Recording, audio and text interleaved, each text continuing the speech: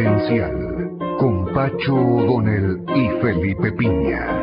Hoy recordamos a dos hombres destacados de la vida política argentina, Lisandro de la Torre y Alfredo Palacios.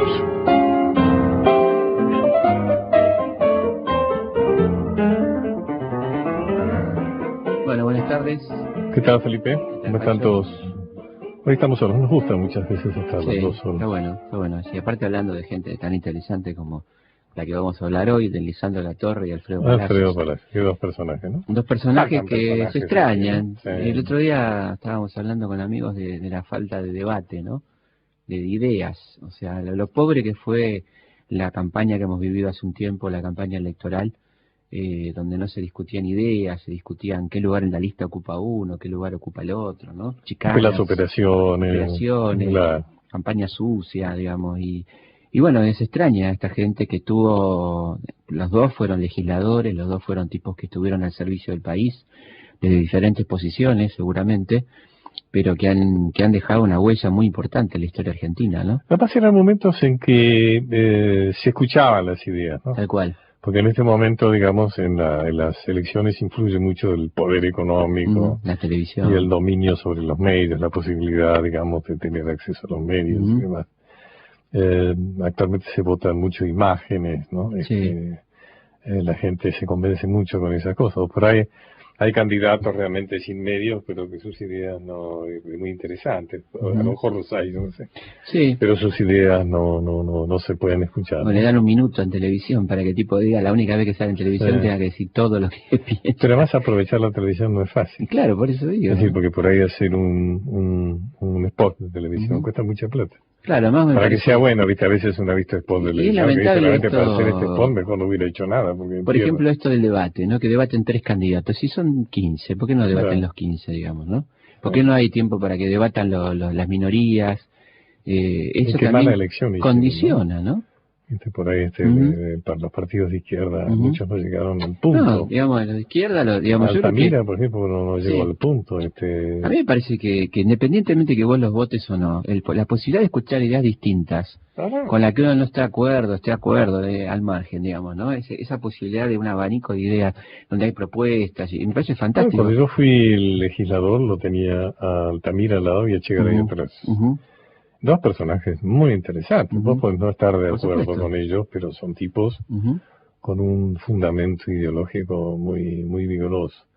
En esta elección no se los dio nada, no se los escuchó. Yo creo que quedaron las minorías tapadas. Además vos podés gastar una fortuna en pegar afiches, pero te pegan afiches encima.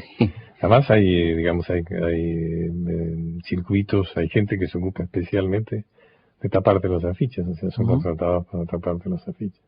Bueno, hablando de cuestiones electorales y tal, la vida de Lisandro de la Torre surge justamente muy vinculada al fenómeno de la lucha por el voto, porque él nace en Rosario el 6 de diciembre de 1868, luego va a estudiar Derecho, viene a Buenos Aires, y estando en Buenos Aires se incorpora, digamos, a lo que fue la Unión Cívica, y participa activamente en aquella famosa Revolución del Parque en julio de 1890, ¿no? Que es una revolución, un intento revolucionario, para decirlo mejor, donde ahí están los personajes que van a hacer la política del siglo XX, ¿no?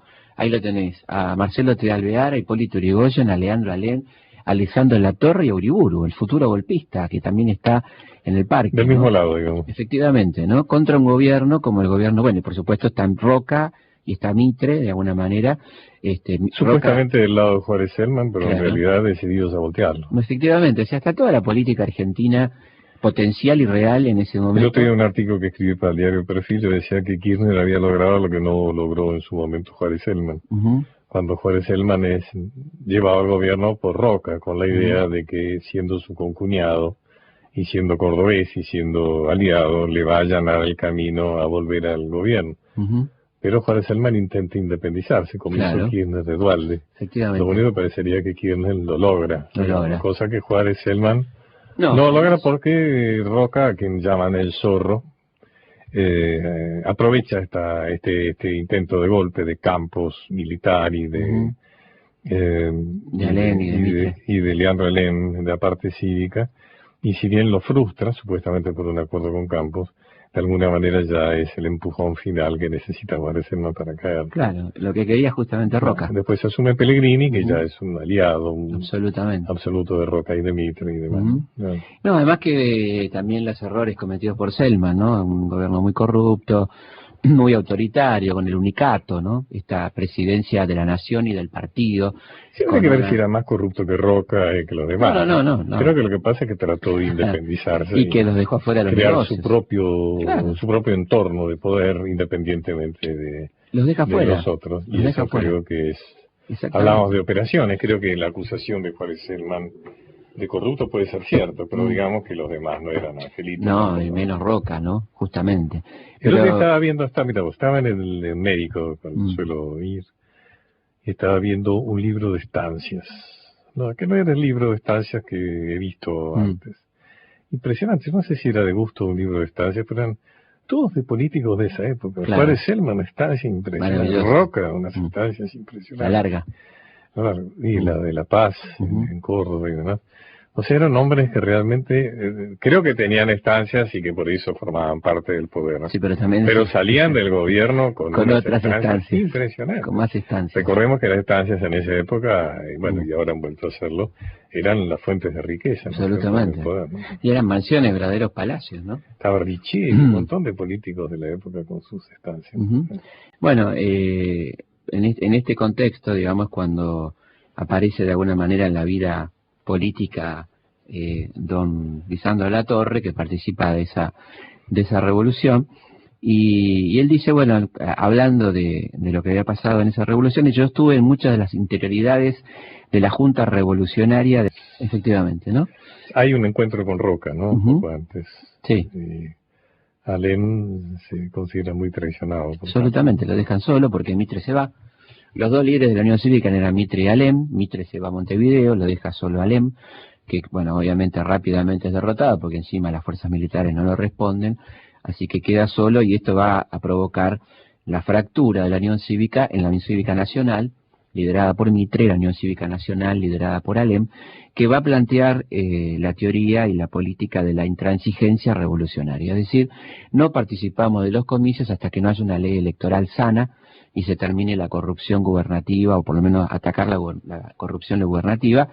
Y esto lleva a que el radicalismo, y puntualmente nuestro protagonista de hoy, Lisandro Latorre, armen una segunda revolución en Santa Fe, de la cual Lisandro es un protagonista directo, ¿no? Claro, 1893, efectivamente. Ahí Lisandro participa en la toma de la comisaría de Rosario, lleva adelante... recordemos que la revolución en Rosario triunfa, ¿no?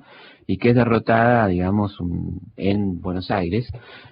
Algunos dicen por ciertos arreglos de Irigoyen, que no era tan radical como su tío Leandro, Alem, y esto hace que se vayan produciendo problemas en las filas del radicalismo y que inclusive ya empiecen las rispideces fuertes entre Irigoyen y Alem, que como todos sabemos se termina suicidando, ¿no? Leandro Alem. Con reproches muy serios a su sobrino, ¿no? Efectivamente, durísimos reproches, y es interesante... Digamos que también Lisandro Latorre tiene problemas con totalmente, acá hay una carta, ¿no?, de cuando él se va.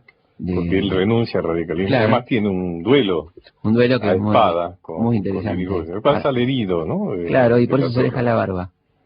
Porque tiene un sablazo en la pera. Exactamente. Digamos. Lo curioso era que en ese duelo, el que sabía esgrima era Lisandro. Sí, y el que sale más lastimado, Irigoyen practica prácticamente para el duelo, y el que sale más lastimado es Lisandro, justamente. Debe haber ido muy confiado. Sin ninguna escuela. Debe ser difícil para un esgrimista. Claro. Pelear con alguien que no tiene escuela. Claro. Digamos, claro. Bueno, dice cuando la carta de renuncia, Lisandro dice: el Partido Radical ha tenido en su seno una actitud hostil y perturbadora, la del señor Irigoyen, influencia oculta y perseverante que ha operado por lo mismo antes y después de la muerte del doctor Alem, que destruye en estos instantes la gran política de la coalición, anteponiendo los intereses del país y los intereses del partido, sentimientos pequeños e inconfesables. Bueno, esta dura carta es la que le manda Lisandro al partido, renuncia al partido, y va a empezar una trayectoria propia, de alguna manera, trasladándose más bien a la política provincial, ¿no? La política de Lisandro, a partir de ese momento, después del duelo, que acá tengo el dato, se concreta el 6 de septiembre de 1897, y queda herido en la cabeza, las mejillas, la nariz y el antebrazo, mientras que Irigoyen sale ileso. O sea, como si ese lenguaje popular, le cortó la cara. Le cortó la cara mal. Y ahí se dejó la barbita a don Lisandro. Bueno, tras el duelo, Lisandro vuelve a Rosario, funda un periódico, La República, y crea un partido político local que es la Liga del Sur, ¿no? Que la Liga del Sur, digamos, es una especie de movimiento de los chacareros, de los pequeños y medianos propietarios rurales. Cosa que él será siempre leal a eso. De ahí, años después, tendrá el conflicto con los grandes. Efectivamente, ¿no? Los grandes estancieros, ¿no? La Liga del Sur, que justamente el sur de Santa Fe era la zona de los chacareros, de los inmigrantes piamonteses y de las colonias de inmigrantes, es la que va, de alguna manera, a defender don Lisandro en esta primera etapa de su vida política, de la que vamos a seguir hablando después del corte. Santa Fe, restaurada y regenerada por la acción gubernativa del Partido Demócrata Progresista, es un ejemplo maravilloso que se reconoce y que se señala en todas partes. Aquí estamos en Historia Confidencial hablando de Lisandro de la Torre. Dos comentarios a lo que estabas diciendo antes del corte. Uno, el hecho de que Irigoyen tuvo una relación, como decíamos antes, muy dual con su tío Leandro de Alem.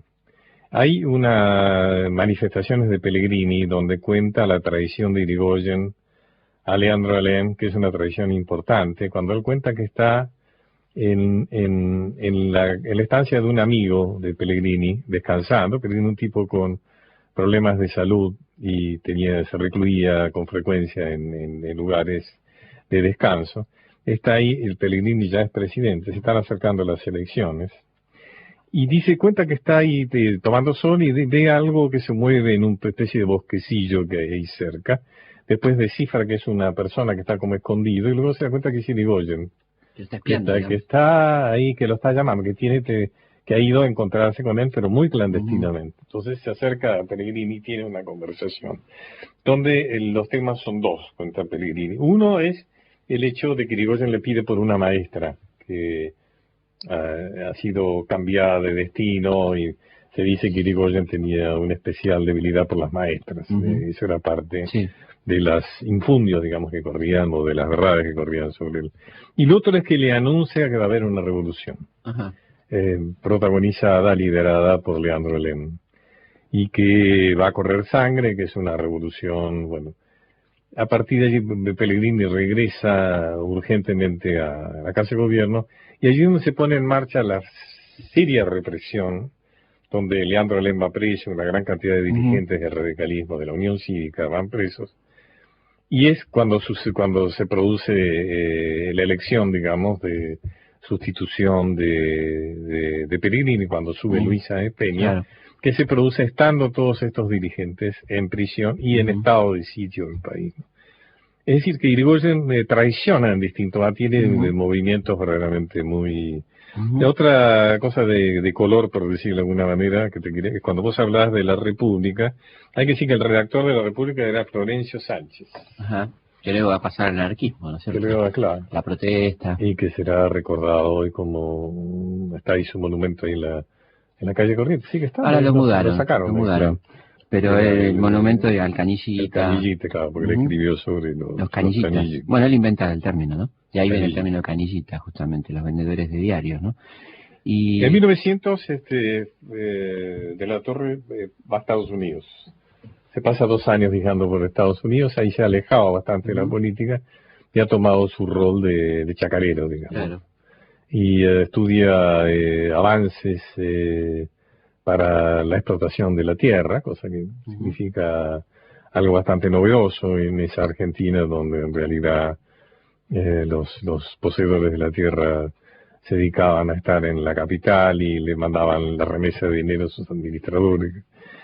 Y después, bueno, lo nombran justamente por eso presidente de la Sociedad Rural de Rosario en 1907. En esa etapa de la Torre, donde, como vos decías recién muy bien, tiene más bien una actividad provincial. Sí, después, bueno, se le incorporan al movimiento gente muy importante, como Ovidio Lagos, que era el director de La Capital, fundador y dueño de La Capital, un diario muy importante. Todavía sigue siendo. Existe. Sí, ha cambiado de manos, hay que decir, pero muy importante periódico. Y bueno, y finalmente, después de la ley Sáenz Peña, de aquel triunfo de la civilidad, digamos, que fue la posibilidad de que la gente pudiera votar con el voto universal, secreto. Roque Sáenz Peña es un tipo que no está suficientemente reconocido. Un tipo extraordinario, ¿no? A pesar de, yo creo que en la historia que nos cuenta nunca le ha perdonado, ¿no? Yo le el hecho de que en última instancia le ha dado lugar a la presencia, digamos así, de los sectores que no tienen que ver con el poder, ¿no? Y con el voto le disputan al poder, ¿no? Yo creo que es un conservador progresista, valga la expresión. Sí, pero una vida muy fascinante. Un tipo, claro, fascinante, un tipo que va a pelear a la guerra del Pacífico a favor del Perú, que lo nombran... un sentimiento americanista. Totalmente, que no tenía ninguno de su clase, de su generación, digamos, ¿no? Claro. Que eran todos europeístas y mirando para Europa. Este hombre va a pelear a favor del Perú, porque lo nombran general del ejército peruano. Chile ataca a Perú y él siente que es digamos, una situación de gran injusticia y de una situación opuesta al americanismo. Y la otra cosa fundamental de Sáenz Peña es la defensa de la soberanía hemisférica en las conferencias panamericanas, cuando en 1902 Estados Unidos quiere imponer la moneda única, la aduana única, digamos, ¿no es cierto?, de Alaska a Ushuaia, algo así como el ALCA de esta época, y gracias a la oposición firme del delegado argentino en la conferencia de Washington, que es Roque Sáenz Peña, fracasa ese proyecto, ¿no? Además ahí tiene que ver Monroe, porque en estos días, hace días que hemos asistido a un reverdecer del debate sobre si Rosas debe tener o no una calle, y algún legislador propuso que se le cambiara que se le volviera a poner Rosas a la avenida Monroe, que ya tuvo el nombre Rosas en 1974 y que el gobierno militar le quitó ese nombre. Y unos que se aducen es que Monroe fue un gran hombre y que expresó esa frase de América para los americanos. Sí, pero Monroe lo que quiso decir con eso es que América debía dejar de ser un ámbito de influencia europea y pasar a ser un ámbito de influencia norteamericana. Por eso que la sociedad, donde vos decís en esa reunión panamericana, Roque Sáenz Peña dice América para la humanidad. Exactamente.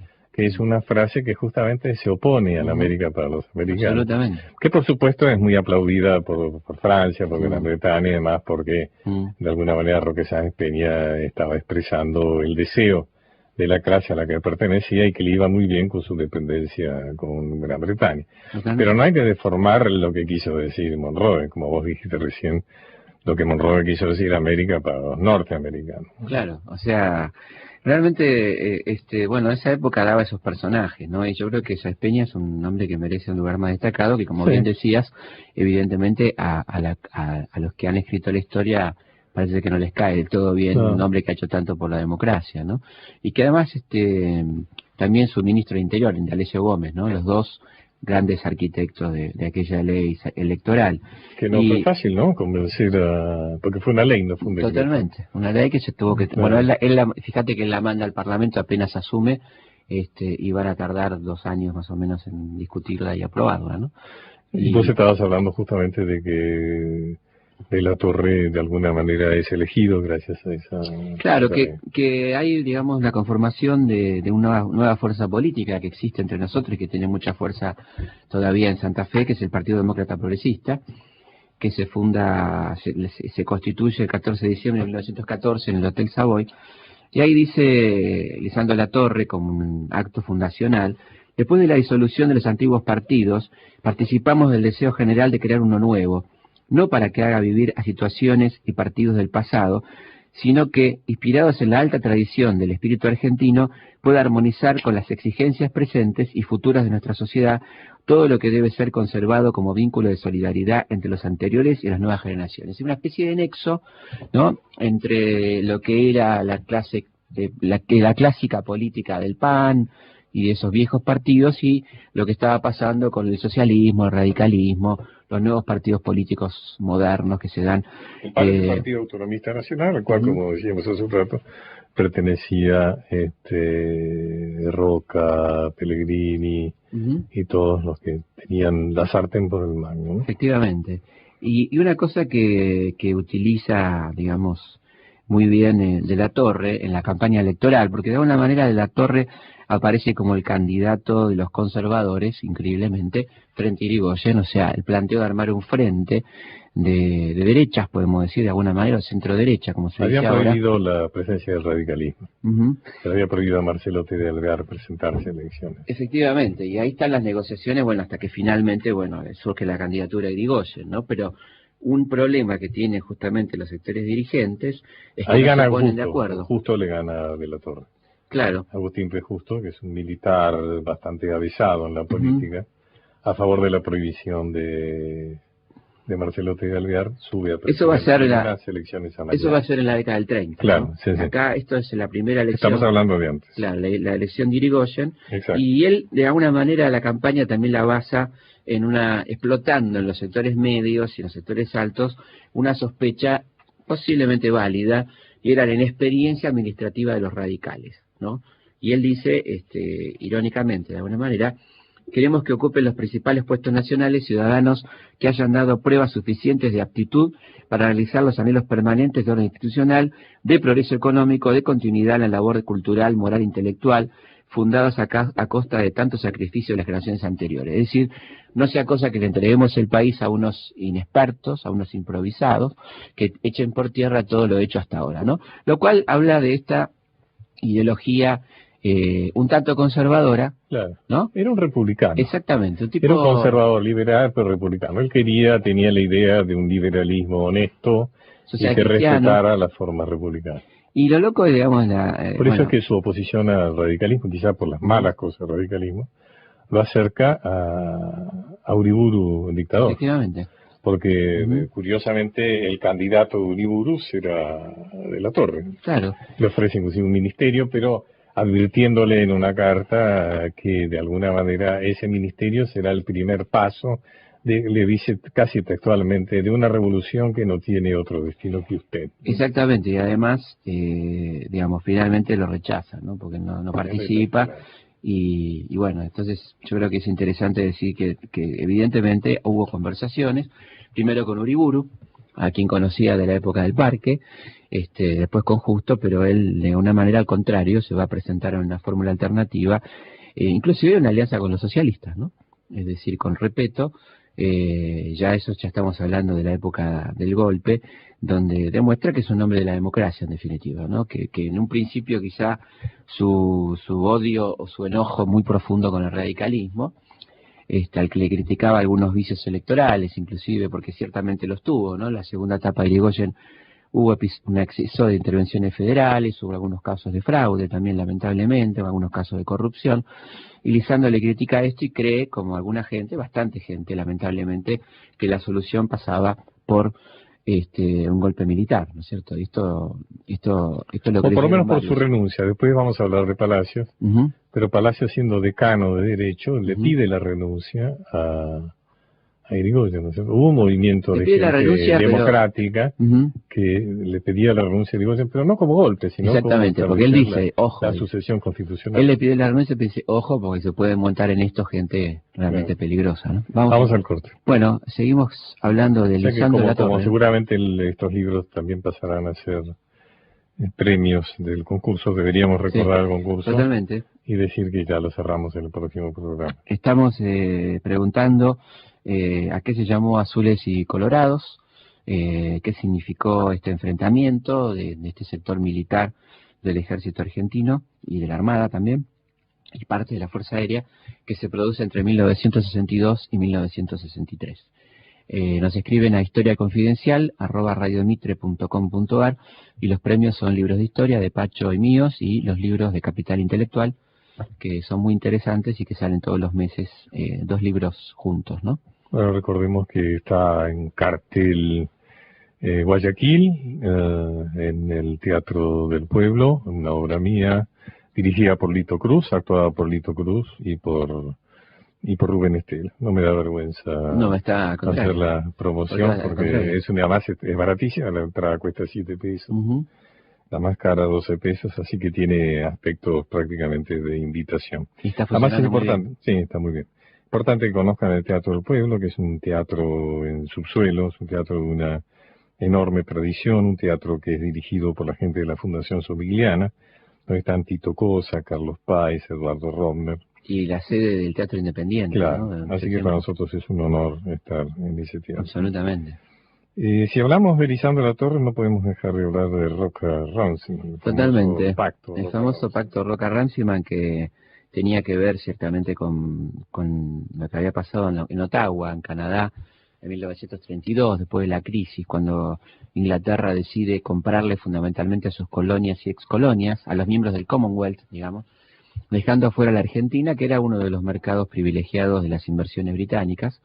Esto pone muy nerviosa a la clase dirigente argentina, que había dado aquel golpe del 30, que tenía en ese momento como presidente a Agustín P. Justo y a Julio Arroca como vicepresidente, a tal punto que mandan a Londres al vicepresidente Julio Arroca. Digamos que es Julito Roca, el hijo de su padre. El jefe de la campaña del desierto. Efectivamente. Bueno, le mandan al hijo de su padre a Londres, lo recibe el ministro de Inglés Walter Runciman. Hay una cena de recepción muy famosa, donde Roca dice que por la interdependencia económica la Argentina es de alguna manera parte integrante del Imperio Británico.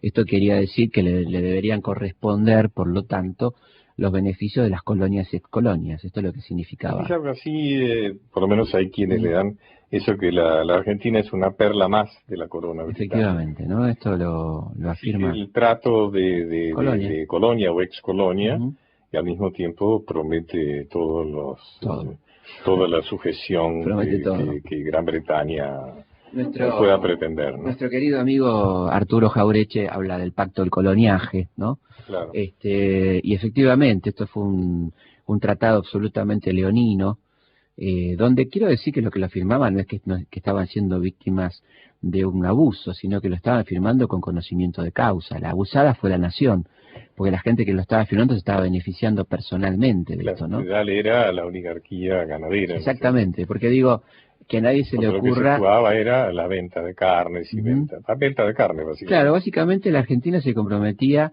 realmente no solamente se comprometía a comprar carne a niveles bajos, porque se tomaba como dato el año 32, que fue el año posterior. La Argentina entregaba prácticamente el manejo de la economía nacional, y esto es literal, porque le daba el manejo del Banco Central, la creación de un Banco Central con directorio mixto entre Inglaterra y Argentina, el monopolio de los transportes de la capital federal, que la Argentina no podía usar las divisas, o sea, las libras, para otra cosa que para comprarla a Inglaterra, sean productos ingleses o productos de terceros países. Ahí comienza el comercio triangular. Si Argentina quería comprarle una maquinaria a Estados Unidos, se la tenía que comprar a Inglaterra, con lo cual todo se encarecía.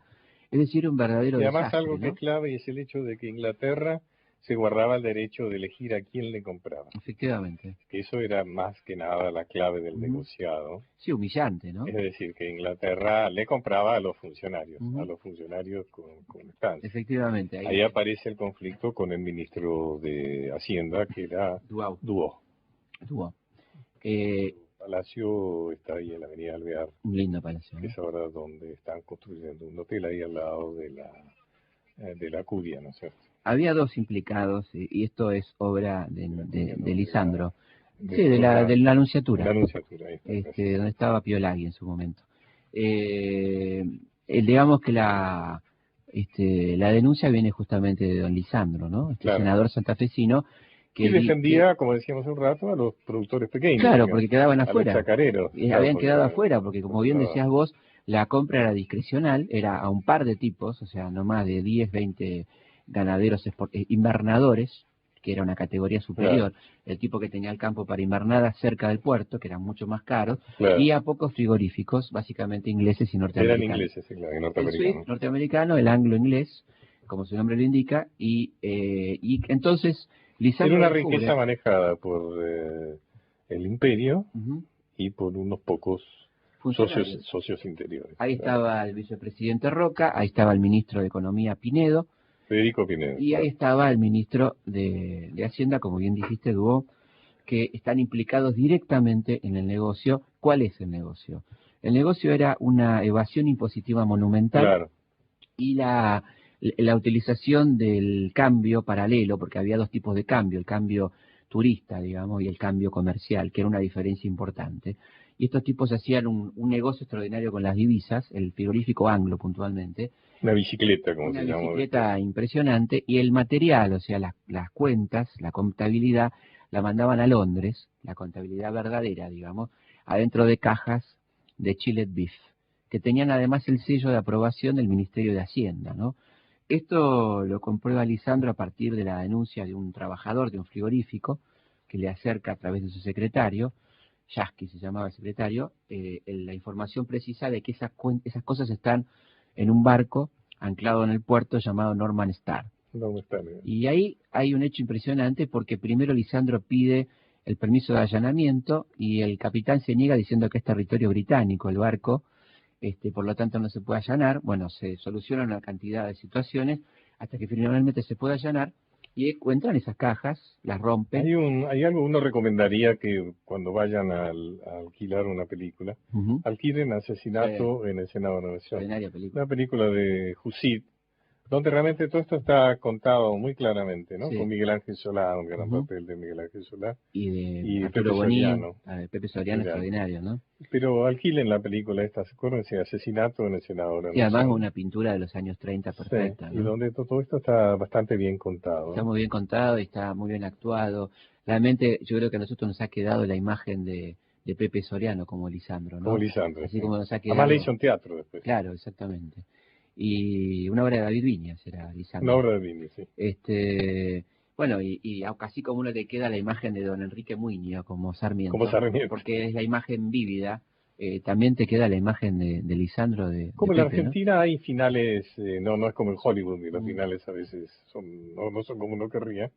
Digamos que esto es una sucesión que pasa por un duelo entre Pinedo y Lisandro de la Torre, por el asesinato de Enzo Bordevere en el Senado, según se dice, porque trata de cubrir con su cuerpo a un matón, digamos, ligado a Dubó y a Pinedo, que tiene el encargo de asesinar a Lisandro de la Torre, y finalmente termina con el suicidio de Lisandro. Lamentablemente, ¿no? Que no puede sobreponerse, digamos, a toda la enorme presión que podemos imaginar. Fue del poder, ¿no? Yo creo que era una enorme soledad la situación de Lisandro, porque él hablaba y le habían elegido un compañero que era Bordavere. Bordavere era senador electo por Santa Fe. Pero no le habían dejado asumir. No le aprobaban los pliegos, digamos. Como parte de esta conspiración, no lo habían dejado asumir. Efectivamente, no lo dejaban asumir, y él asistió como senador electo a la sesión, y cuando ve que alguien está amenazando, se cruza y muere, un muchacho joven, digamos. Y esto a Lisandro lo golpea durísimamente, ¿no? Es interesante leer un párrafo breve de discurso que da Lisandro en torno al negociado de las carnes, ¿no?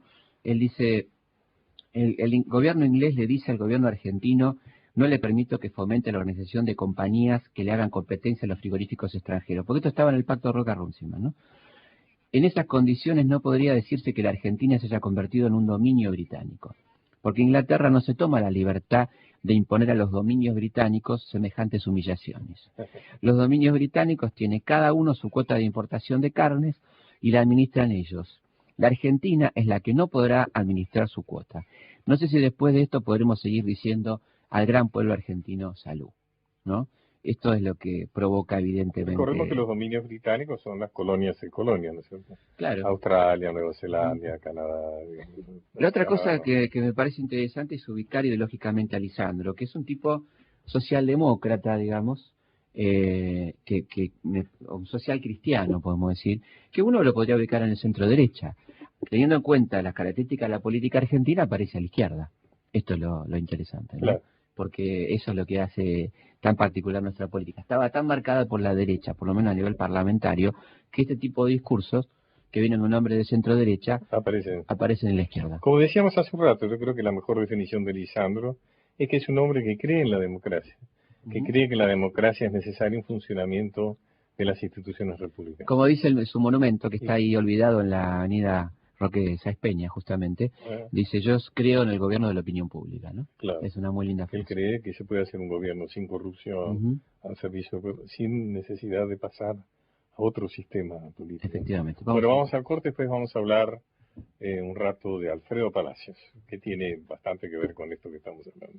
Felipe, ahí tenés algunos fragmentos de otros discursos. Que hablan de la postura ideológica, de alguna manera, de Lisandro como un social cristiano, como un hombre que cree en la democracia, y en el momento de discutirse en plena década infame durante el gobierno de Justo una ley de represión del comunismo, dice Lisandro de la Torre: el peligro comunista es un pretexto, es el ropaje con que se visten los que saben que no pueden contar con las fuerzas populares para conservar el gobierno y se agarran del anticomunismo como una tabla de salvación.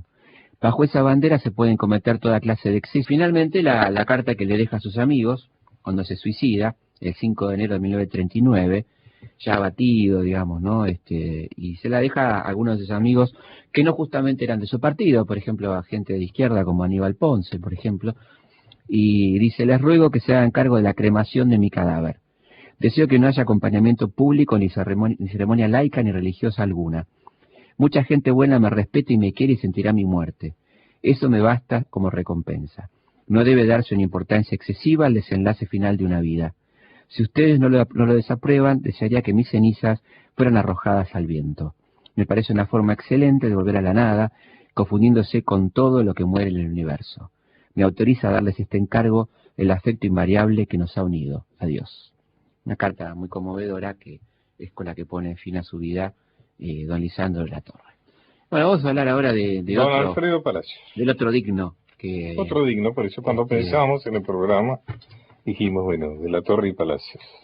Que yo creo que tiene que ver seguramente con lo que hablábamos al principio, con extrañar estos personajes, ¿no? Con extrañarlos en la política actual, ¿no? Dos personajes muy dignos, que se equivocaban por ahí, porque habría que ver, así como de la Torre se le puede reprochar su proximidad a Uriburu, también a Palacios a lo mejor se le puede reprochar su antiperonismo cerval, ¿no? Sí, yo creo que hay como 2 o 3 Palacios, ¿no? En distintos momentos de su vida. El primero, obviamente, el hombre del socialismo, aquel que tenía abogado, ¿no? Que se recibe justamente con tesis vinculadas al derecho a la rebelión y que no se le aceptan y que tiene que dar el examen varias veces porque no lo aceptaban los conservadores de la Facultad de Derecho. Ese cartelito que cuelga en la puerta, doctor Palacios, abogado, se atiende gratis a los pobres, ¿no? Habla de una definición. Es el primer legislador elegido en Buenos Aires cuando se aprueba el sistema de comunas, eso que se está volviendo a hablar ahora. Nominal. Y con lo cual, cuando gana Palacios se termina la historia de... Fue una ocurrencia de Quintana, ¿no? A partir de ahí empieza el fraude, en fin, no se entregan heladeras, lavarropas como ahora, pero hay sí, ¿no? Todo un sistema de fraude sistemático, de dádivas y sobre todo de amedrentamiento, ¿no? En aquella época ir a votar era un peligro, era un riesgo. Acá hay una crónica del diario de las elecciones, justamente del 24 de julio de 1904, que son las que llevan a Palacios a diputados. El diario La Prensa, dice, comenta el acto electoral. En las aceras, entre los curiosos, entre los indecisos y, en fin, entre todos, iban y venían los compradores del sufragio popular. La cotización abrió indecisa a 40 pesos, a las 8 en punto. 10 minutos después ya estaba en 50. Ahora se anunciaba 60 y 70, pero faltaba confirmar ese último dato. Cuando faltaba media hora, un voto se pagaba a razón de 200 y 220 pesos. Esto dice La Prensa en julio de 1900. No hemos inventado nada últimamente. Efectivamente. Está todo inventado. Bueno, al Palacios, a pesar de todo esto, y justamente por tratarse de un barrio de indisimulable prosapia obrera, como era La Boca, gana las elecciones y se transforma, como bien decías, Pacho, en el primer diputado socialista de toda América, ¿no? De toda América. De toda América. Es un hecho muy importante, es una banca, obviamente, una monobanca, digamos, el único diputado realmente opositor que tenía en ese momento el Congreso, porque los radicales no habían llegado a las bancas porque se negaban a participar en comicios fraudulentos, y cumple un rol realmente muy activo, ¿no? Este hombre molesto para el sistema, ciertamente, y hace aprobar un par de leyes que son muy interesantes, como la ley de descanso dominical, en 1907, claro, que se da un debate increíble, ¿no? Pensándolo desde la historia que tiene la Argentina con la legislación social y que lamentablemente en los últimos años perdió esa vanguardia que tenía de adelanto social, y que Bueno, la discusión por dónde pasaba. Estaban más o menos de acuerdo, más o menos, tampoco muy de acuerdo, en que el trabajador descansara un día por semana. Pero no se querían poner de acuerdo en el día. Entonces Palacio propone que sea el mismo día para todos, porque lo que querían aprobar los dirigentes conservadores, que eran todos patrones, ya sea de estancias o de establecimientos industriales o lo que sea, era un franco semanal.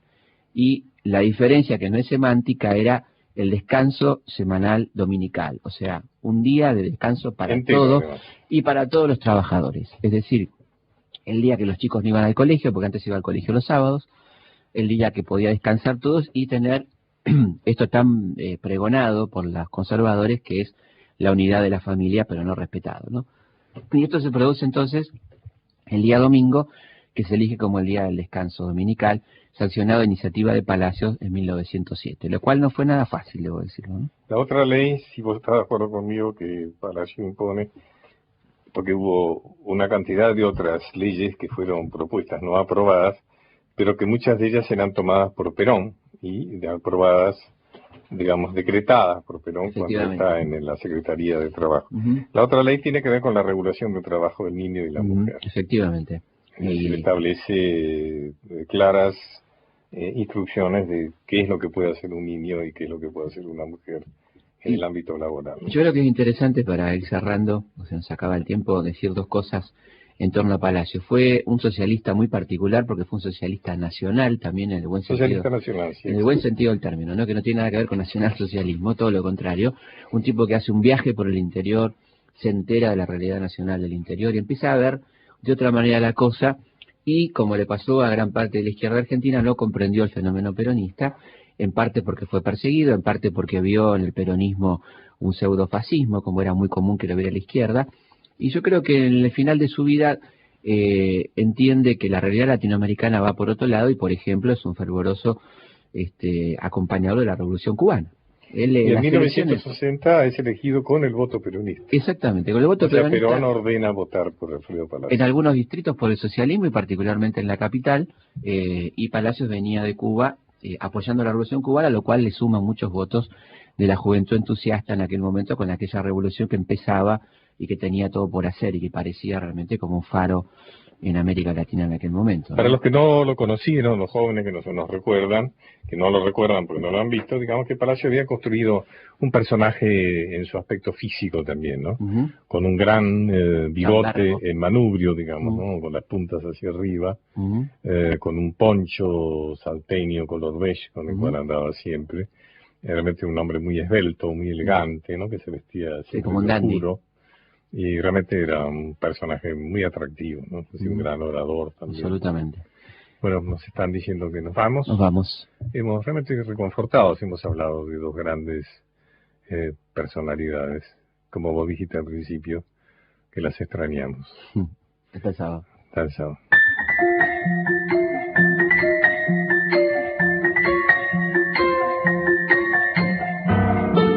Historia confidencial. Operación técnica Juan Carlos Pitman. Claudio Díaz Colodrero. Edición Fabián Palacios. Locución Pablo Gazotti. Conducción Pacho O'Donnell. Felipe Piña. Producción general Carolina Gil Pose.